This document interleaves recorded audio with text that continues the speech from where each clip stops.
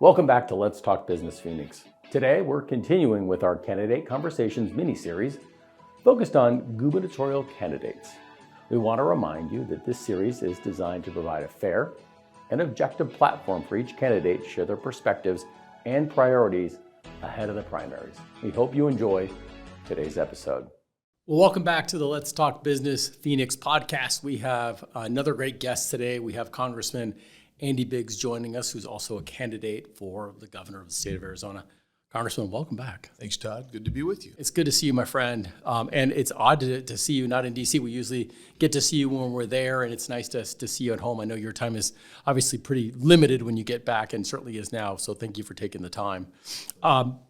Clearly, you are a known commodity nationally, and for a lot of us, a known commodity within Arizona, former Senate President. We work together at the House of Representatives. But for those who maybe aren't familiar with you, tell us about yourself, and then also something about you that we wouldn't know from your bio or from the Twitter sphere or whatever. Yeah, okay. So I'm an Arizona native. There we go. Born and raised south of the Gila.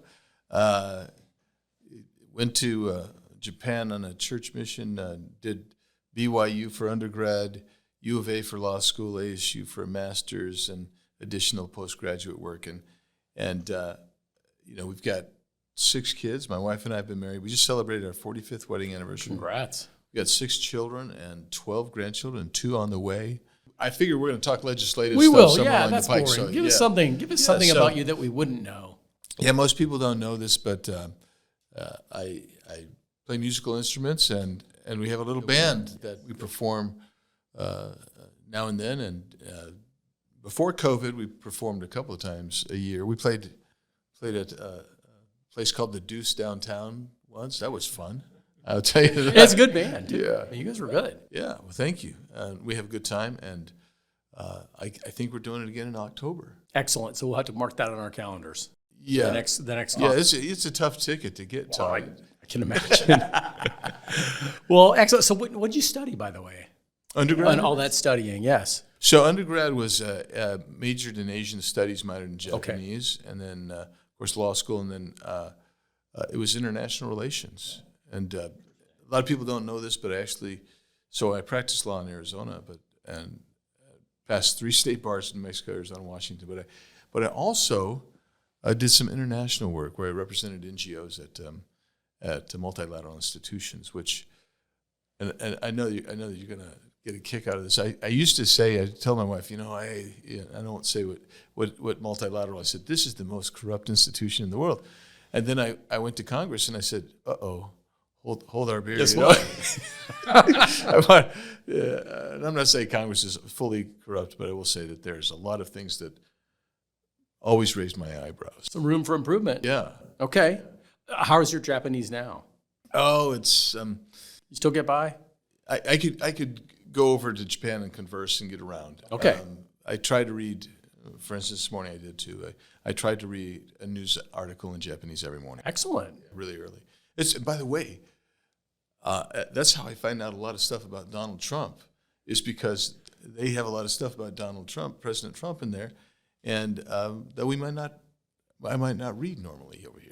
So. Nice. Excellent. Well, and you're practicing your Japanese as well. Exactly. I always tell people with conversational, read it out loud. No one's there. You can read out loud because it helps you also practice. Right. But it sounds like you're already doing it. So if we get that nonstop flight from Phoenix to Tokyo on Japan Airlines, which we'd love to have, then we'll have you front and center. Yeah. All right. So obviously you're here for one of the big reasons, obviously, is you're running for governor of Arizona. You have a history here, as we mentioned. Why are you running for governor? You have a great job in Congress. You're popular. You do a lot of good work over there for our country and our state. But why come back to be governor?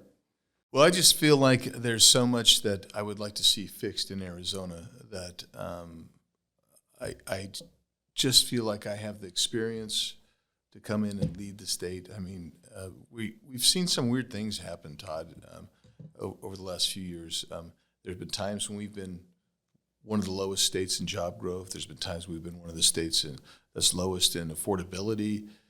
That's not normal for Arizona, and I'd like us to get back on a path of growth.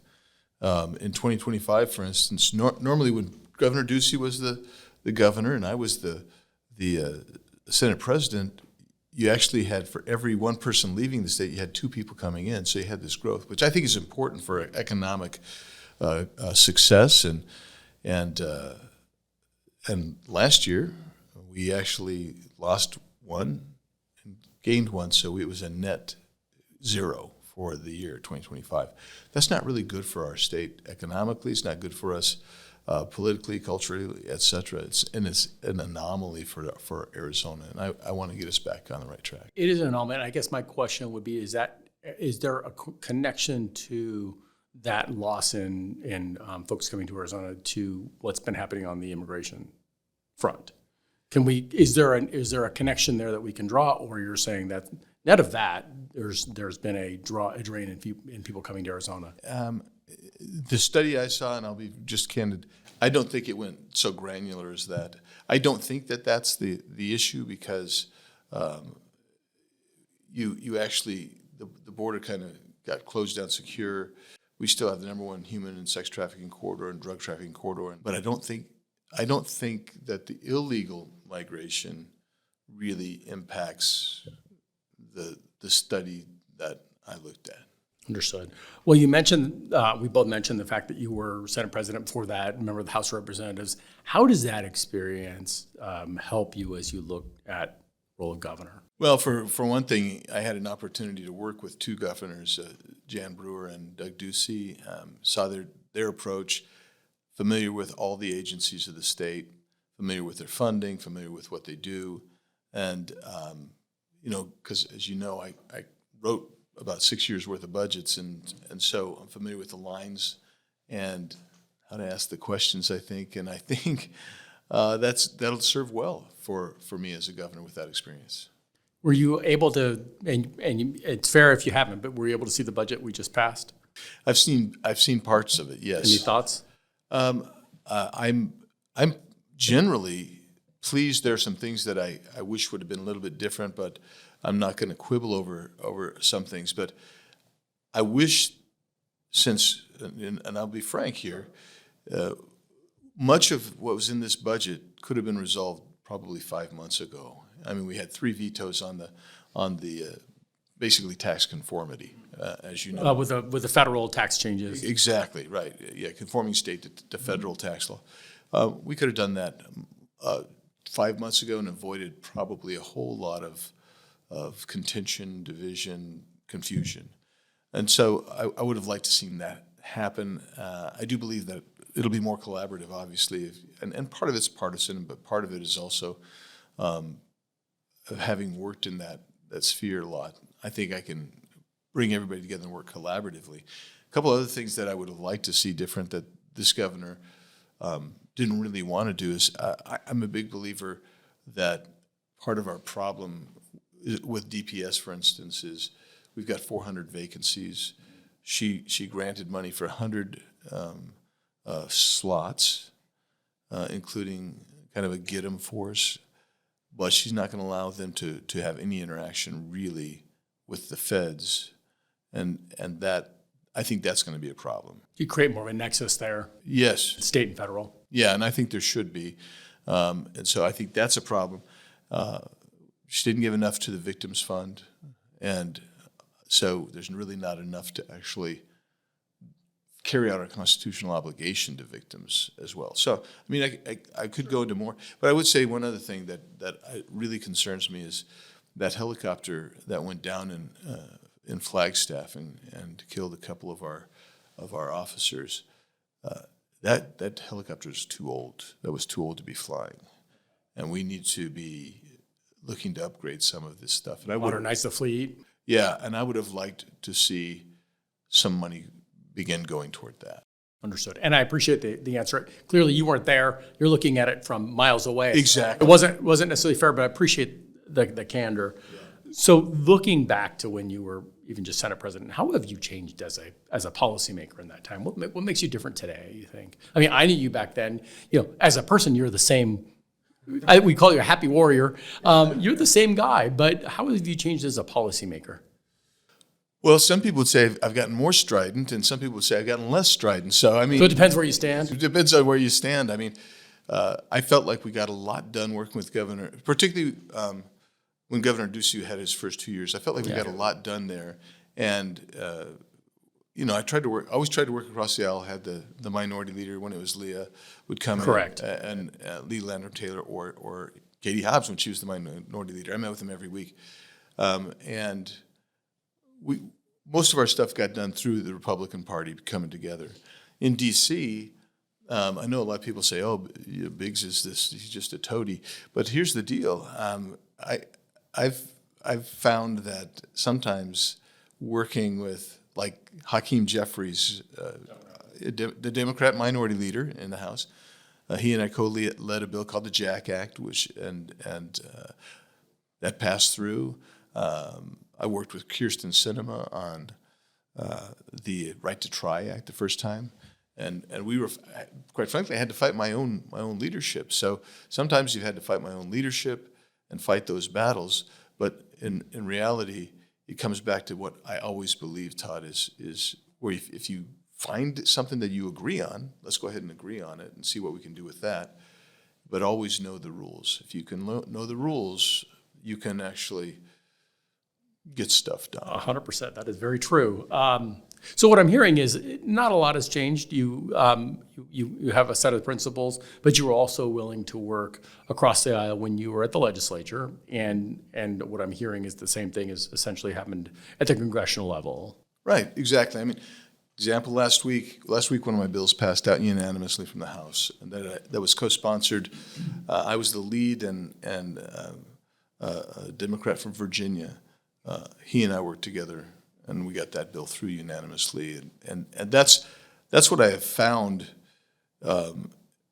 It astounds actually Democrats when I've had them say, "Oh, that's actually a really good bill. I had no idea you would do something like that." And I said, "Well, here we are. Let's do it."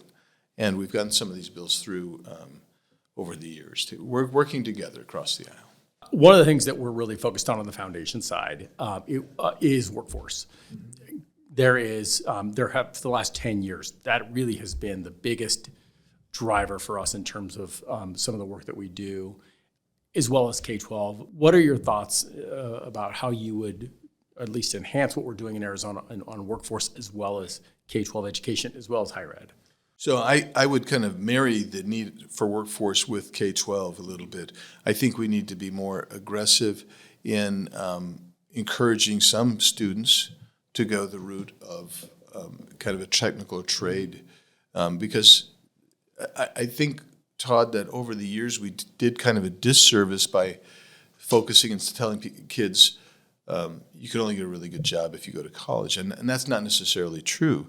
There are a lot, as you know, in the trades in Arizona, there are a lot of jobs open. There are a lot of places you could go right off the bat without a student loan debt, with a certificate, and you could go out and make a career that could sustain a family, et cetera. So I think we need to do better at recruiting kids who are interested in that into those trades, and we need to get the schools and the districts and the charters, all of them together, working on that as well to provide those opportunities. Traditional and charter schools, you'd want them involved in that type of process. Absolutely, because I don't want anybody to kind of miss out on that opportunity, and that won't ease all of the workforce, but that will help with some of the workforce. I'll talk about healthcare workforce for just a second. Yeah, because I think that's really important. It's huge. I would rather, instead of a new med school, we were getting expanded residencies throughout the state.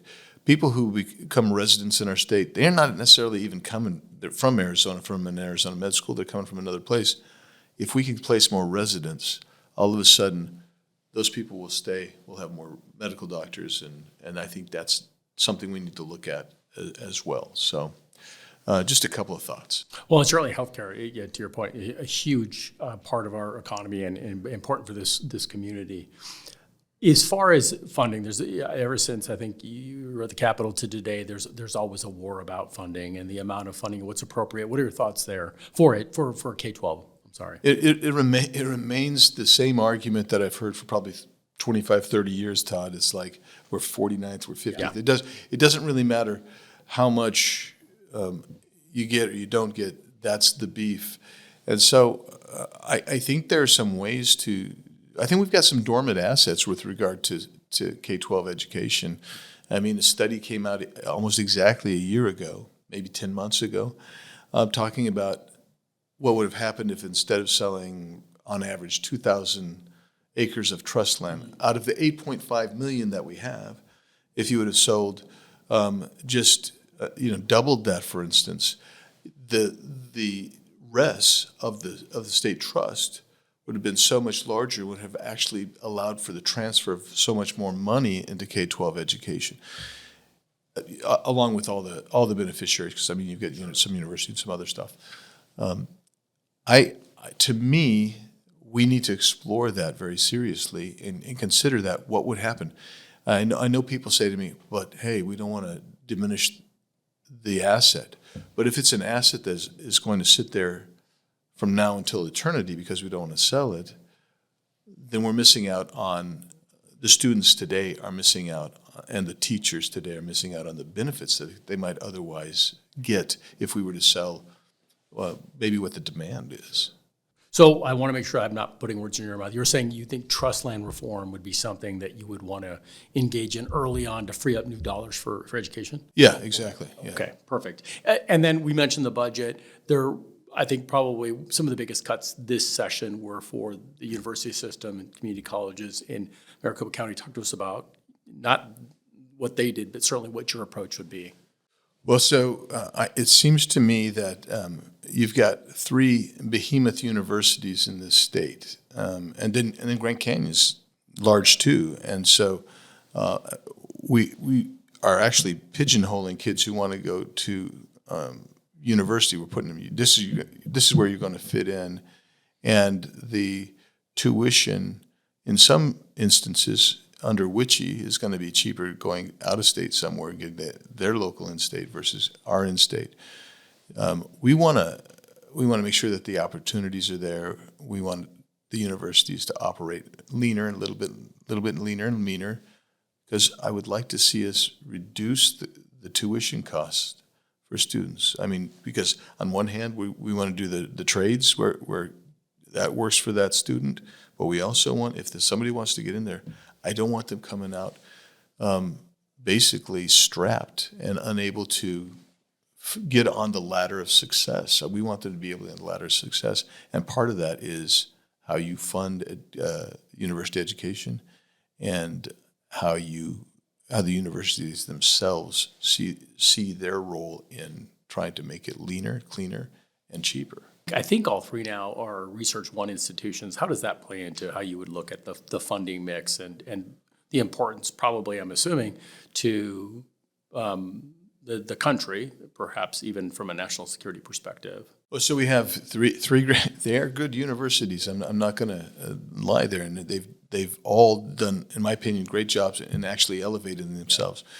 But when you're a Research One institution, that means you're going to have more access to grants, both federal and private grant access. That doesn't necessarily mean, however, that you should raise your tuition. Okay. So your biggest beef seems like it's tuition. Yeah, I mean, it's because it's affordability. Because if you talk to talk to students, it's affordability is the issue. They don't want to come out with this massive debt. How do we get out of here without a massive debt? They need to be encouraged to get in and out in 4 years, as opposed to That's what I told my kid. That's it. That's as far as your subsidy's going. Yeah, the dad scholarship That's expires after 4 years. Right on the money. But I mean, you see what I'm saying? These may sound trivial, but they're not trivial. Because they have an impact on the economy long term, and that's what I'm looking at. And then finally, community colleges, a little bit different. They also saw some reductions. Any thoughts on how a Biggs administration would see community colleges going forward? I think I did not see that they got. Yeah, and that's why I'm not asking you to comment. Yeah, so I didn't see what that number was. Look, as a guy who attended community college various times in my life, just because I can't get enough education, right?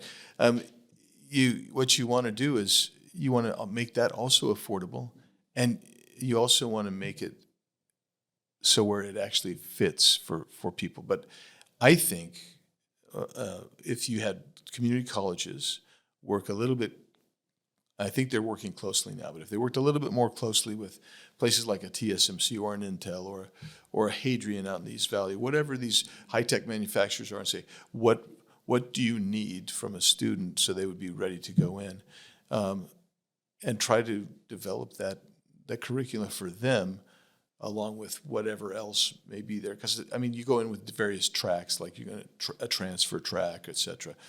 But you'd want to actually continue to encourage that. Sure. Okay. Excellent. We've been talking about budget a little bit, and you mentioned you did 6 budgets.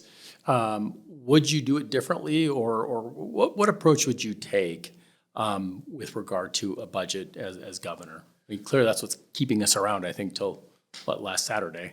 Kept us around till last Saturday. Yeah. So, Todd, you remember when I was the Senate president, we actually had some of the shortest sessions in state history.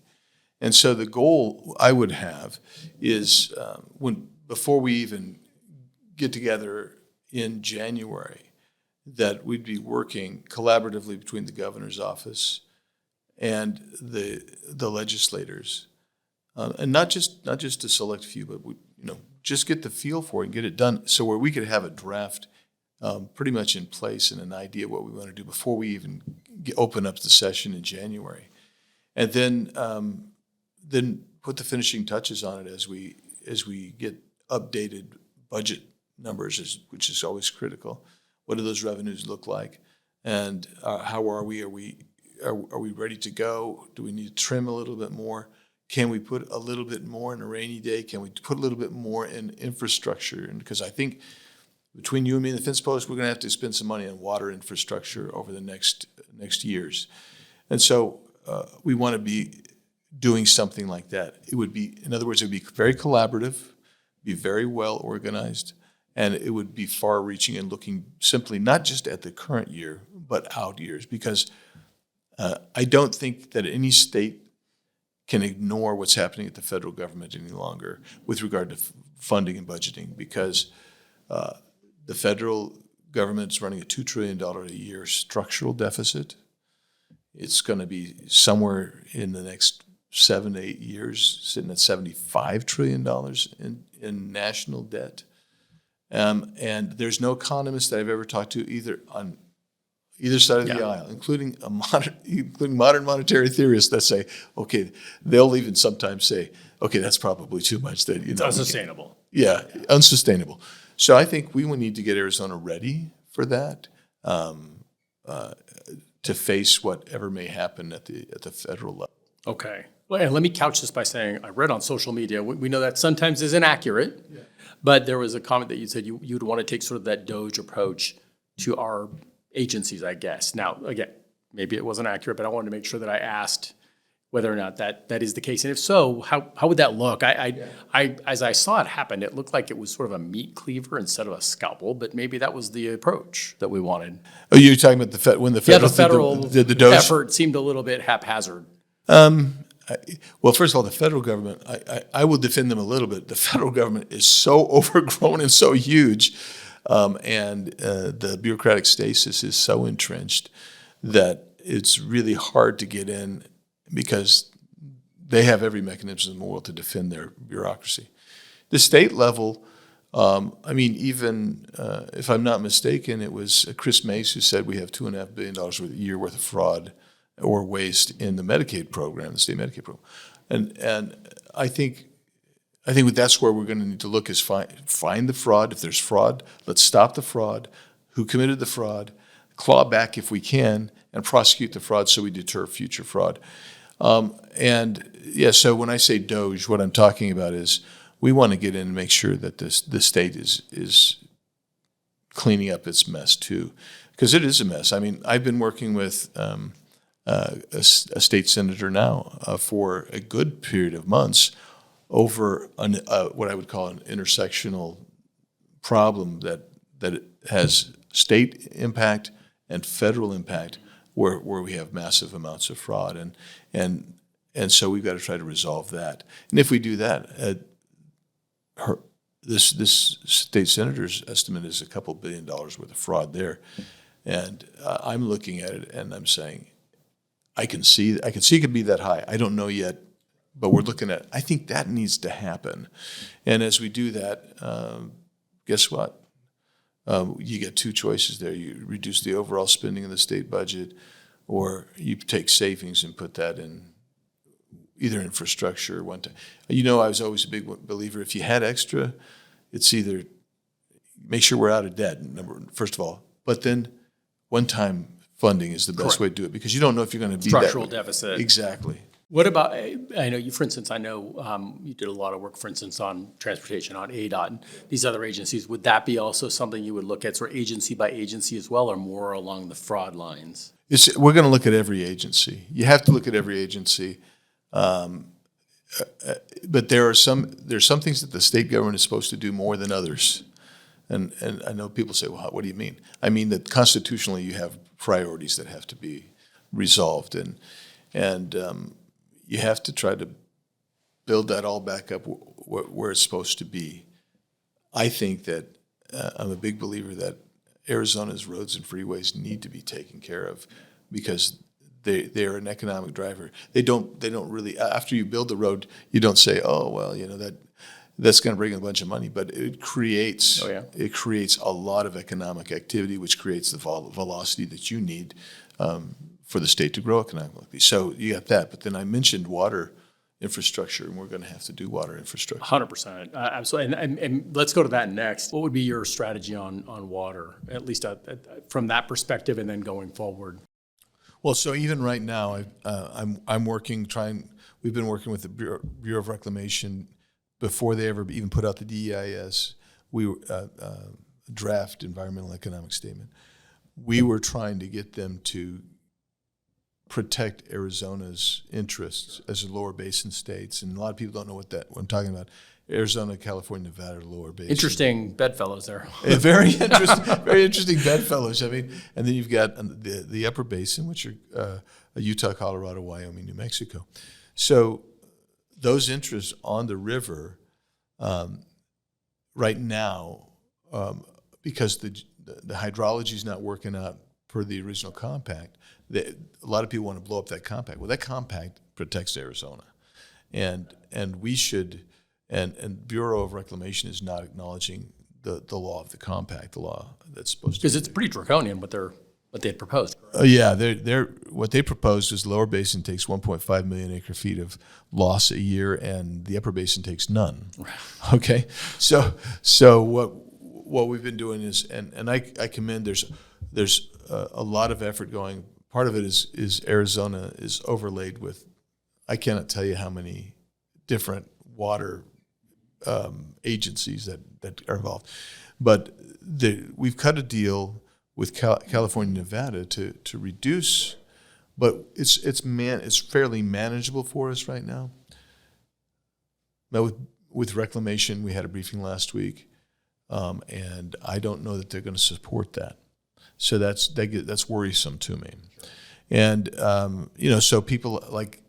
I've reached out to Senator Kelly's office, and we've been trying to work together to try to move the administration. Worked with Greg Stanton.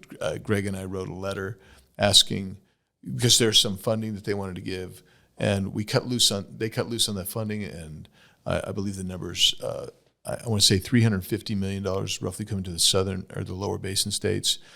They weren't, when I first talked to Reclamation, they were not going to release water from Flaming Gorge, which is an auxiliary reservoir with a series of reservoirs in northwest Colorado, Utah, Wyoming. They did ultimately. They didn't release everything they could have. They could have released a million acre feet, which would have helped tremendously. But they released what they thought was the minimum necessary to kind of preserve Powell and Meade. So they released about 550 to 600 1,000 acre feet. Anyway, so the point is we're working on that. And that's one area where we have to keep working on. No question. The other area is the ADWR under Katie Hobbs. Now I'm over-explaining probably. Let me just tell you this. There's a lot of water underneath our ground because we are the best in the world at recharging. And it's kind of come back to bite us a little bit, hasn't it? Because we're so good at it, they feel like they can cut more, which is too bad. It's a perverse incentive. Yeah, exactly. It's a perverse incentive, and it's also, they want to include that as part of our allotment, what we have saved, and that's just absolutely grossly. By the way, that violates the compact, but it's grossly unfair. But the question for us then is, if we're going to use some of that water, because again, otherwise it's just dormant and lays there till infinity. Is that the plan? The answer should be no. We should figure out a way to use that reasonably, wisely, with good stewardship practices. But in order to do that, you got to have infrastructure to clean up the water and infrastructure to move that water.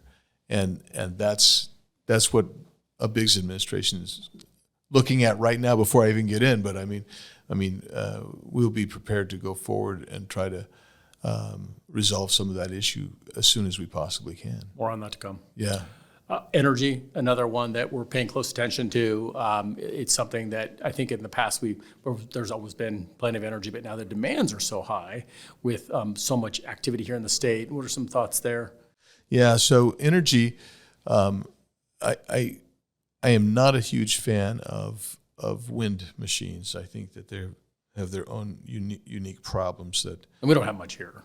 Well, we have a couple of counties that are approving literally thousands of wind turbines right now. So we have to be aware of that and see what happens with that. And the Trump administration is basically, if it's I think they're trying to. I think they've taken a position kind of adverse to solar and wind. They want to get to natural gas and nuclear, which is, I think, where we need to be going in the future. And so the real question is, how do we, before you can get to these SMRs, which are small modulars, and they'll be fine because I think they can be daisy chained, talking to some experts I've talked to, so you can daisy chain them, you can locate them in places where they may not even have to get on the grid. They can just actually supply that local site that they're on.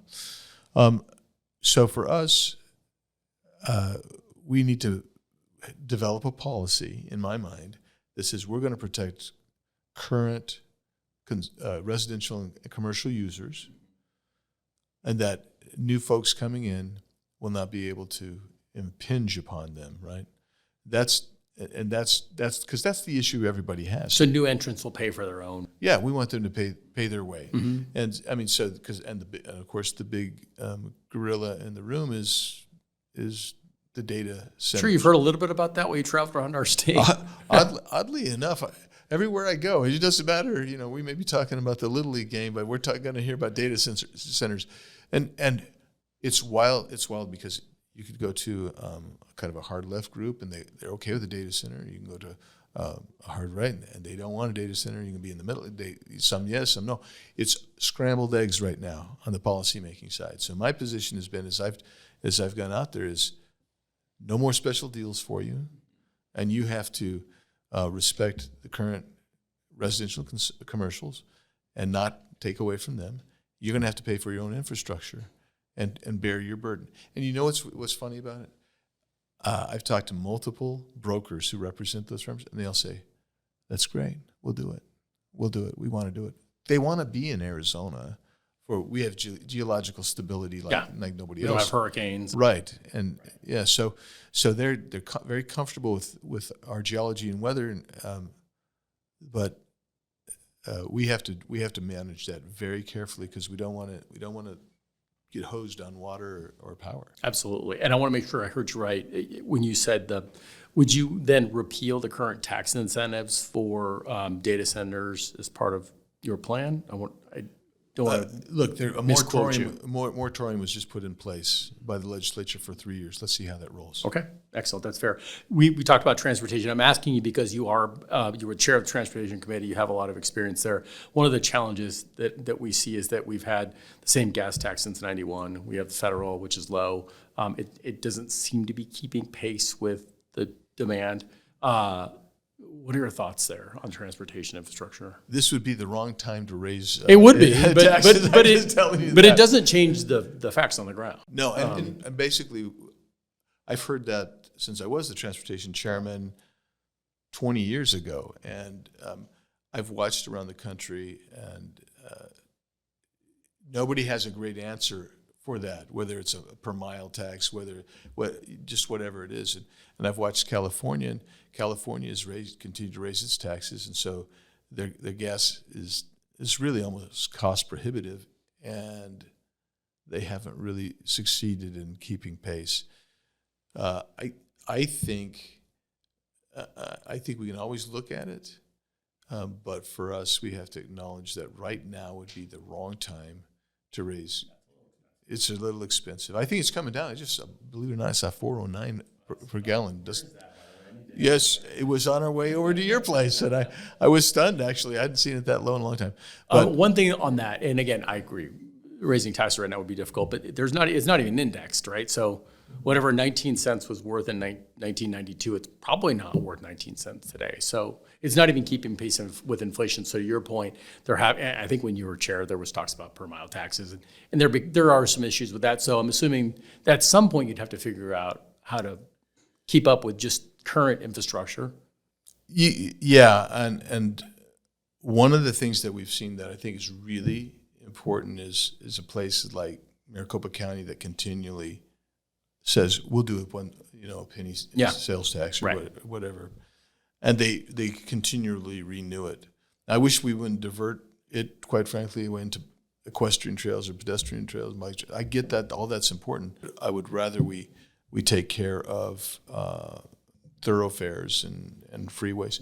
The other issue, and I'll raise it, and I might get booed off the stage for it. I don't mind. There's nobody here. Yeah, well, if they were, they might.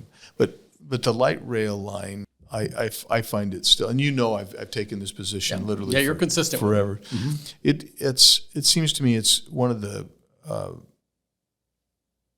it ends up costing more, and it, by the way, it keeps going up per mile over the years, and it becomes static. And you see businesses close down. I guess there's another one going in, and a number of those businesses have contacted me. They're really concerned about what's going to happen to their businesses, and some of them actually had businesses along on Central, et cetera, that just couldn't sustain after the light rail took away traffic. My argument has always been that it's cheaper and more logical to go with buses. So even if you do smart buses. And why is that? Because a smart bus can move, if all of a sudden a neighborhood that is, nobody's taking the bus anymore, you can move that line. You can move that line to where the need is. And you can also, the way smart buses work, and in places that actually have them, I mean, having lived in Japan, I can tell you they've got them, and they're really, it's amazing how everything's timed and the infrastructure is a lot like light rail. They have the stations and things that they're exactly. Right, So you're pulling in, but they're pulling you off the main road, so you're not in the traffic anymore. It's safer, correct, in that bus, and also, but it's no big problem if you say, okay, for 5 years we've had it, we're going to move it over here. With light rail, that's a no can do. Yeah, gotcha.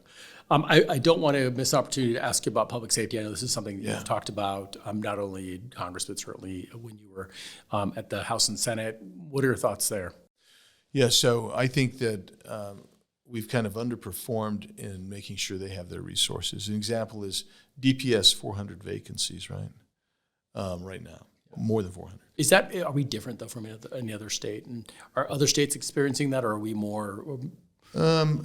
There are some states that do a pretty good job keeping them full. Others, for different reasons, not money reasons, they lose people, et cetera. But you know how it is in Arizona.